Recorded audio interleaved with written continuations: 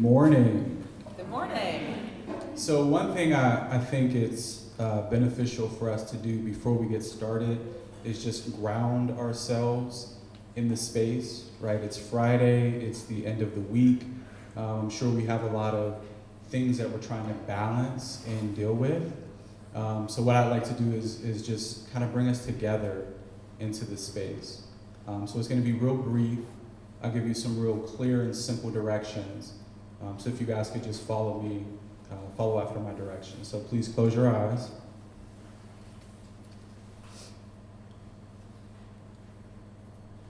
Inhale. Exhale. Inhale. Exhale.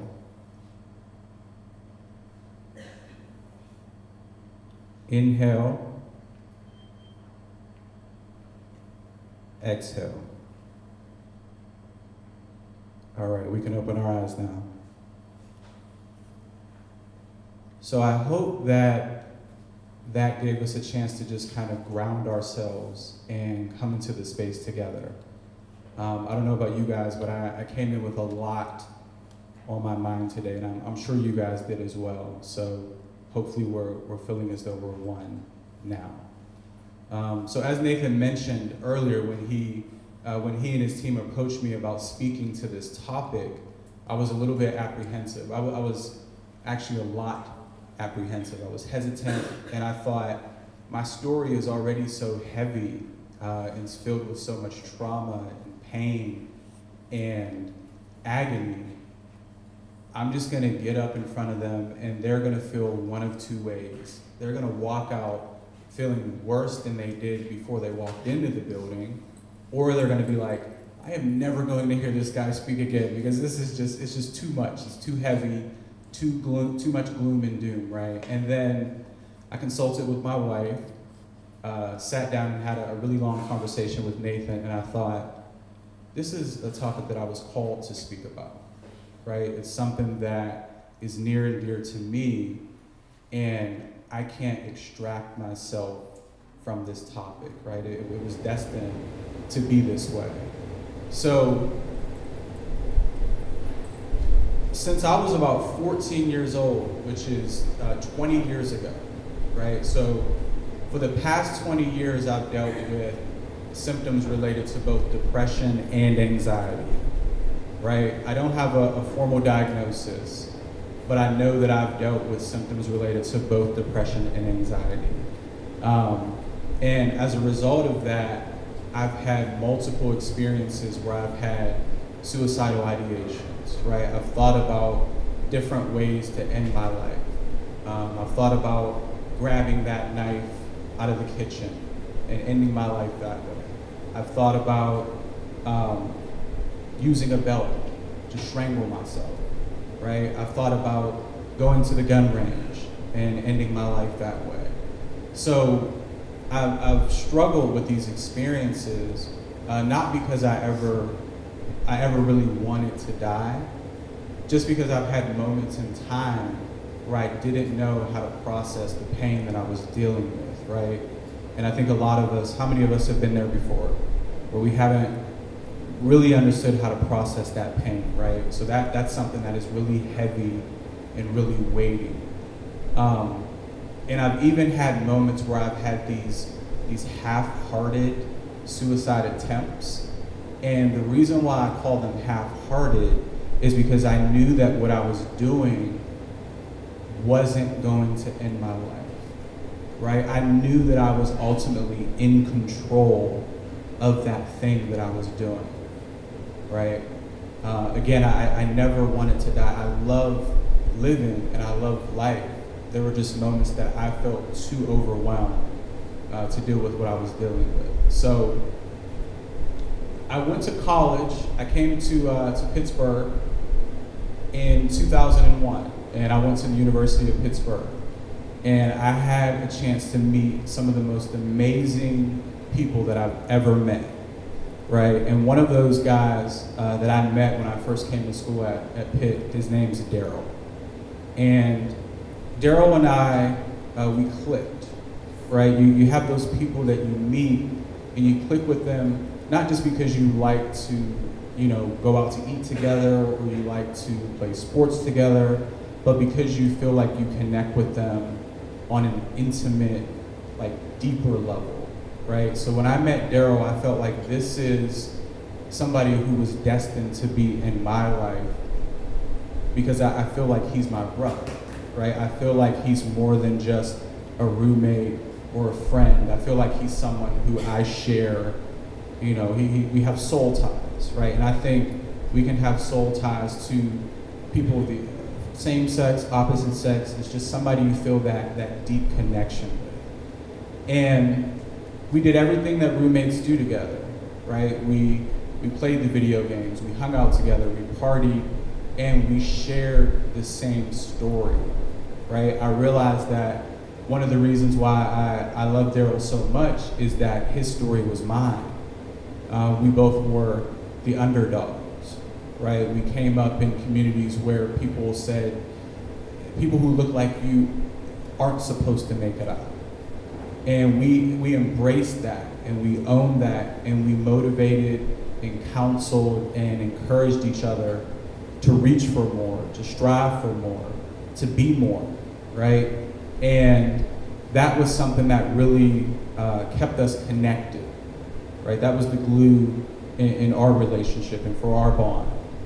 And we graduated college, we stayed connected, we continued to counsel each other, we continued to motivate each other and to say, go out and do the impossible, right? That was our thing as creatives. We said, why not? If you have an idea, go out and do it. Don't let anybody stop you from doing it. So that's how we kind of pushed and motivated each other.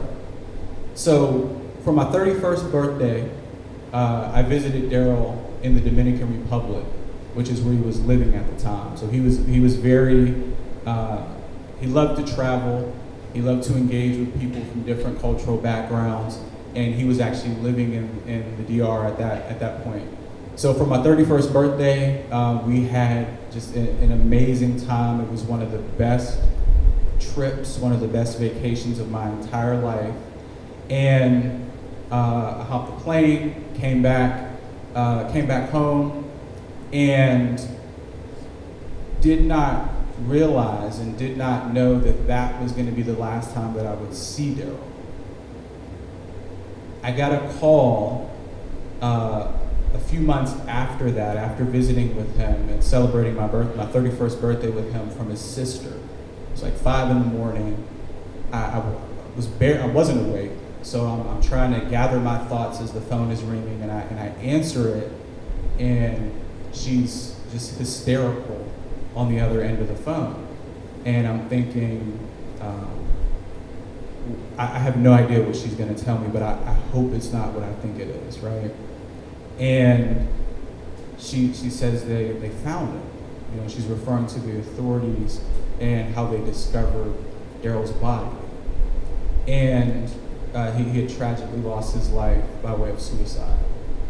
And in that moment, me being the nurturer, the counselor, the therapist, just the person who prides himself on being able to comfort people, I had no words. I didn't have anything that I could say to comfort her in that moment or to comfort myself, right? And I had to sit with that. And the call probably only lasted about 45 seconds, but it felt like it was an eternity because I wanted to fix it. I wanted to make it, I wanted to patch it up and just make it better, right? So for the weeks, the months, and the years following that call, I found myself grieving in a very complicated way, because grief, we know, it's this non-linear process, right? And people say, well, you need to get over this. It happened so long ago. Why are you still crying? Why are you still in pain? Why are you still having flashbacks? Well, because grief doesn't work that way, right? So I found myself really trying to make sense of it, trying to figure out, I was asking the question, number one, why me? Like, why did this happen to me? Why, and more importantly, why did it happen to Daryl and to his family, right? And I did not have an answer for that. But as I'm doing my work in the mental health space, right, after this had happened, and I'm reflecting on some of my mental health challenges growing up and in the present, and I'm thinking, I need to use this to do something more, right? I need to use this pain, this trauma, this agony, just this weighty feeling of dealing with this situation. I need to channel it into something that's meaningful and purposeful. So as I'm working as a community-based therapist, there are so many people that are saying to me, they're asking me, would life be better if I wasn't here, right? The folks that I'm counseling, they're asking this same question. And what it made me realize is that there are so many of us that walk around every single day and we question our value. We question, like, if we matter to the world. We question if we matter to ourselves, right? So that line of thinking and that thought process made me think, for as long as I live from this day forward, every single person that I interact with and that I encounter, I'm gonna make sure that they know three things. That they know that they're loved, they're valued, and they're appreciated. And it seems very simplistic, but what I found is that when I started going out into these communities, into our communities, and having conversations with people, random strangers, just going up to people and saying, what's your story? What are you dealing with right now? Or what is it that you're trying to overcome and sort of put behind you or manage? People would just start telling me their entire life story. They'd start talking about the trauma, the depression, the suicidal ideations and suicidal attempts. And people would often say, well, how do you get people to talk to you about these things? How do you get random strangers to tell you, like, their deepest and their darkest secrets? And I found that when people feel like they're loved and they're valued and they're appreciated, and you're just meeting them where they're at, they feel like they can tell you anything. And oftentimes they do, right? So I realized that being called to do that, it's fulfilling work, and at the same time, it is something that I know that I will never be able to find a solution for, right? So imagine being called to do work that is so much bigger than you, and in the beginning, you know that you're never going to be able to solve it. Would you still do that work? So I answered that question for myself, and I said, it doesn't matter if I provide the solution to this problem. It doesn't matter if I solve this, right? I just have to be committed to the work. I have to show up. I have to be transparent. I have to be authentic, and I have to be real. So that was a commitment that I made to use that pain, to use that trauma, and to use the things that I have dealt with to try to make this much impact within the mental health space. So a few things that I want to leave us with to think about this morning, and even beyond today, right? So as we go back out into our spaces to do our work, to worship, to spend time with people that we love, is to really think about this idea and this phrase of giving people their flowers while they're here, right? A lot of times we wait until people are no longer physical, right? In the flesh, we wait until people are long gone before we start the 5K walks, or the research, or the awareness, or whatever that case may be. We wait until they're not around to become that advocate. I'm urging all of us to do that now.